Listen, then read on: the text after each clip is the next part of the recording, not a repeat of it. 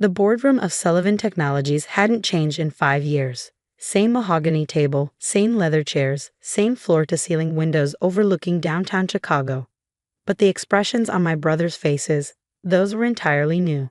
Ms. West, their assistant had announced moments ago, the CEO of Quantum Dynamics is here for the meeting. Then I walked in. Michael dropped his coffee mug. David's mouth fell open. I savored their shock as I took my seat at the head of the conference table, the same table where 5 years ago they told me I wasn't qualified to help run our family's company. "Hello, brothers," I said calmly. "Shall we discuss the terms of the acquisition?" 5 years earlier, I stood in Dad's office, staring at the photos on his desk. Him with my brothers at their college graduations, them in their business suits at company events, and one small photo tucked in the back, me at my high school science fair, holding my first place trophy for a revolutionary battery design. "He always believed in you, Kate," Mom said softly from the doorway. 2 weeks after Dad's heart attack, she still couldn't bring herself to clear out his office. "Did he?" I asked, picking up the science fair photo. "Then why did he let Michael and David push me out of research and development? Why did he never stand up to them when they said a girl shouldn't be involved in tech development?" Mom sighed. "Your father, he thought he was protecting you. The corporate world can be cruel, especially to women in tech. He didn't want you to face that. So instead he let his sons run the company into the ground." The bitterness in my voice surprised even me. "They're killing his legacy, Mom. Sullivan Technologies used to be innovative. Now we're just another middling tech supplier living off Dad's old patents." She didn't argue. She couldn't. In the 3 years since Michael and David had taken over day-to-day operations, the company had stagnated. They focused on safe, proven technologies while our competitors innovated. Dad had been too sick to stop them, and now, "Ms. Sullivan." Dad's assistant poked her head in. "The board meeting is starting. Your brothers specifically requested your presence." I straightened my jacket, the same one I'd worn to countless meetings where Michael and David had dismissed my ideas. At 25, I was the youngest Sullivan sibling, but I'd spent my life studying technology and engineering while they got business degrees and played golf. The boardroom was full when I arrived. Michael and David sat at the head of the table, folders spread before them. The board members, mostly Dad's old friends, looked uncomfortable. "Kate," Michael said with that condescending smile I knew too well. "Thanks for joining us. We have some matters to discuss about your role in the company." "My role?" I took my seat. "You mean my position as head of R&D, the one Dad gave me before he got sick?" "About that," David leaned forward. "The board has been reviewing the company's structure. We feel that R&D needs more experienced leadership." "More experienced?" I felt my face flush. "I've been developing new technologies since I was 15. My battery designs were interesting science projects," Michael cut in. "But this is business, little sister. We need proven leaders, not experimental designs that may never work." I looked around the table, seeking support from the board members who'd known me since childhood. Most wouldn't meet my eyes. "We're prepared to offer you a generous severance package," David continued, sliding a folder toward me. "And of course, you'll retain your shares in the company. But operational decisions need to be made by qualified." "By men, you mean?" I stood up, my chair scraping back.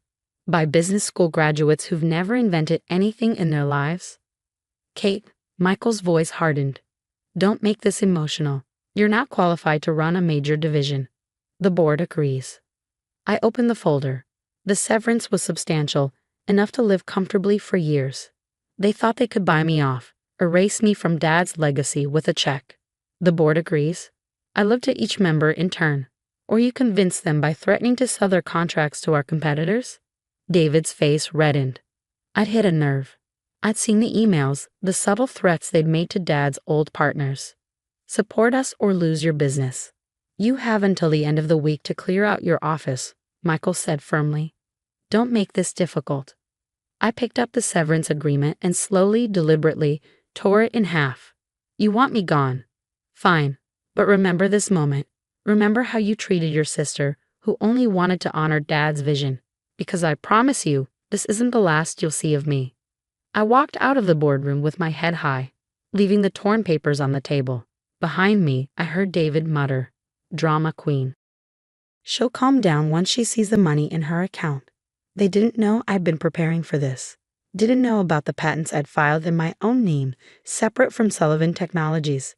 Didn't know about the prototype battery system I developed in my private lab, the one that could revolutionize electric vehicle technology. Most importantly, they didn't know about the meetings I'd been having with venture capitalists who believed in my vision. I cleared out my office that afternoon, filling 2 boxes with personal items. My team, the brilliant engineers and developers I'd recruited, watched sadly as I left. Don't worry, I told them quietly. This isn't goodbye. It's just a new beginning. Mom was waiting at my apartment when I got home. One look at my face told her everything. They did it, didn't they? She didn't seem surprised. Just like they did to your father when he wanted to focus on new technology instead of safe profits. I set my boxes down. What do you mean, like they did to Dad? Mom's eyes filled with tears. Why do you think he got so sick, Kate? The stress of watching his sons destroy everything he built, seeing them push you aside. It broke his heart. Why did he stop them? Because they threatened to sell the company, split it up, destroy all the jobs he created. He thought if he gave them control, they'd eventually understand his vision. See the potential in you. I sat heavily on my couch, anger and grief warring inside me. Well, they made their choice. Now I'll make mine. The next morning, I walked into First Chicago Bank with a business plan and a prototype battery. By evening, I had a meeting scheduled with their technology investment division. 2 days later, I met with a patent attorney who'd worked with Dad years ago. He reviewed my personal patents, helping me ensure they were ironclad and completely separate from Sullivan Technologies. Your brothers made a big mistake, he said, looking over my designs. This battery technology, it's revolutionary. The application potential in electric vehicles alone. I know, I smiled. And they just kicked out the only person who knows how to make it work. Within a month, I had seed funding from 3 major venture capital firms. Within 6 months, I had my own lab space and a team of engineers, including several who'd quit Sullivan Technologies to join me. I named my company Quantum Dynamics. Not too obvious, but Dad would have appreciated the reference to his favorite physics principle. Quantum leaps forward change everything. The first year was brutal. 18-hour days, endless investor meetings, technical challenges that seemed insurmountable. But slowly, surely, we made progress. Michael and David, meanwhile, continued running Sullivan Technologies like it was 1995. They focused on government contracts and old technology, ignoring the electric vehicle revolution that was transforming the industry. I kept tabs on them through old contacts, watched as their stock price stagnated, as key employees left, as their market share dwindled. They were so focused on maintaining control that they couldn't see the future slipping away. Then came the breakthrough. After 3 years of development, our new battery system worked. It wasn't just good, it was transformative. Faster charging, longer life, safer operation. Everything the electric vehicle industry desperately needed. The day we announced our success, Sullivan Technologies stock dropped 15%. I imagine Michael and David were too busy dealing with angry shareholders to notice who owned Quantum Dynamics. I kept my name out of the press, operating through holding companies and careful corporate structures. As far as the public knew, Quantum Dynamics was run by a mysterious CEO who never gave interviews. Until now. Our success attracted attention from major automakers. Tesla, GM, Ford, they all wanted our technology. But I had a different plan in mind. Sullivan Technologies, desperate for new technology to stay relevant, approached us about a partnership. I didn't know they were talking to their own flesh and blood. I let my CFO handle the initial negotiations, watching as Michael and David grew more desperate. Their company was failing. They needed us. Finally, after months of talks, they agreed to a meeting with Quantum's CEO. They thought they were negotiating a partnership. They had no idea they were about to discover exactly who they kicked out of their company 5 years ago. The shock on my brothers' faces quickly turned to anger. Michael recovered first, his face reddening as he stood up. "This is some kind of joke," he sputtered. You can't be." The CEO of Quantum Dynamics. I finished for him. "The company that's revolutionizing electric vehicle technology? The one you desperately need a partnership with to save Sullivan Technologies." I smiled. "I assure you, this is very real." David was frantically scrolling through his phone, probably searching for information about Quantum's ownership structure. This is impossible. We would have known. Would you? I opened my laptop and turned it to face them. You were so busy protecting your positions that you never bothered to look at what was happening in the industry. You never even noticed when I filed these patents. I pulled up the patent documents, all 15 of them. Breakthrough technologies that had made quantum dynamics the most sought-after battery manufacturer in the electric vehicle sector. The severance package you offered me? I continued. I invested it in research, every penny. While you were playing golf with Dad's old business partners, I was building the future he always dreamed of. The board won't stand for this, Michael threatened, but his voice wavered. We'll fight any takeover attempt. The board? I laughed. You mean the board members you've been threatening and alienating for years? The ones who've watched Sullivan Technologies' stock price plummet under your leadership. I pulled up another document. They've already agreed to the acquisition. Both my brothers fell silent as they saw the signatures. Every board member had approved Quantum's purchase of Sullivan Technologies. The deal was already done. How? David whispered. How did you build all this without us knowing? Because you never took me seriously, I said quietly. You were so convinced that your business degrees made you smarter than your little sister that you never saw me as a threat. Even when your best engineers started leaving to join a mysterious new company, you didn't investigate. Your arrogance made you blind. The door opened and Mom walked in. My brother's jaws dropped again. Mom? Michael stood. What are you doing here? Supporting my daughter, she said firmly. The way I should have done years ago when you two forced her out. You knew about this? David demanded. I've been on Quantum's board since the beginning, Mom replied. Someone had to make sure your father's real legacy was protected. I pressed a button on my phone and the boardroom screen lit up with a presentation. Now let's discuss your futures at the company. Obviously, changes will need to be made. You can't fire us, Michael protested. We're family. Funny, I said coldly. That didn't seem to matter when you were firing me. But don't worry, I'm not like you.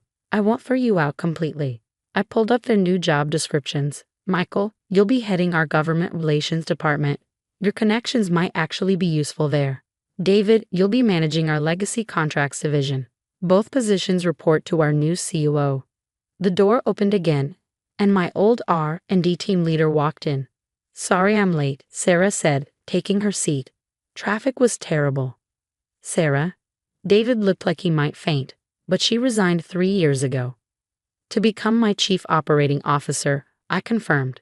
She's been instrumental in Quantum's success. Unlike you, I know how to recognize and reward talent. I let them absorb the full impact of their new reality.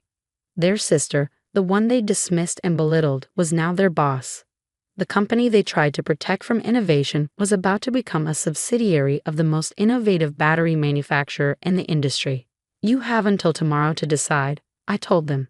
Accept your new positions or resign. Either way, Sullivan Technologies will become part of Quantum Dynamics. And what about Dad's legacy? Michael asked quietly. Are you just going to erase the Sullivan name? For the first time, I heard real emotion in his voice. Despite everything, he did care about our father's reputation. Look out the window, I said. They turned. A crane was lifting new letters onto the building across the street, Quantum's new headquarters. Quantum Dynamics, I read aloud, a Sullivan Technologies company. I turned back to my brothers. Dad's legacy isn't just a name on a building. It's about innovation, about believing in new ideas. That's what I'm protecting. Mom squeezed my hand under the table. I saw tears in her eyes. There's one more thing, I said, opening a final folder. Dad's original patents, the ones that built this company. I've had them re-examined. The basic principles, the core innovations, they weren't developed in the lab here. I slid out an old photograph. Dad in our garage, working late at night. Next to him, a young girl with wild hair and safety goggles too big for her face, holding up a circuit board. He developed them at home, with his daughter's help. Me, I was 12 when I helped him solve the power distribution problem that made his first battery design work. He never told anyone because he knew how the corporate world would react to knowing a child, a girl, had contributed to such important technology. My brothers stared at the photo, recognition dawning in their eyes. They'd seen Dad working late in the garage but had never bothered to join him. They'd been too busy with sports and social events to care about circuits and batteries. So you see, I continued, this isn't just about revenge or taking over the company. This is about finishing what Dad and I started, building something that matters. The silence stretched for a long moment. Finally, David spoke. We really screwed up, didn't we? Yes, I agreed. You did. But now you have a choice. You can be part of building something new, or you can walk away. What's it going to be? They exchanged looks. 20 years of brotherhood, of shared privilege and arrogance, seemed to pass between them. I'm in, Michael said quietly. If you'll give me a chance to learn, to do better. David nodded. Me too. We owe you that much. We owe Dad that much. Good, I stood up. Because we have work to do. The electric vehicle revolution isn't waiting for anyone. As they filed out of the boardroom, Mom stayed behind. Your father would be so proud, she said, hugging me tight. Not just of what you built, but of how you did it. You gave them a chance to be better. I looked out at the city skyline, at the new sign going up on our building. Dad always said success wasn't just about making money, it was about making a difference. Now we can do both. The next few months were transformative. Michael and David, stripped of their executive privileges, actually started learning the business from the ground up. They discovered that their sister's science projects had created a multi-billion-dollar company that was changing the future of transportation.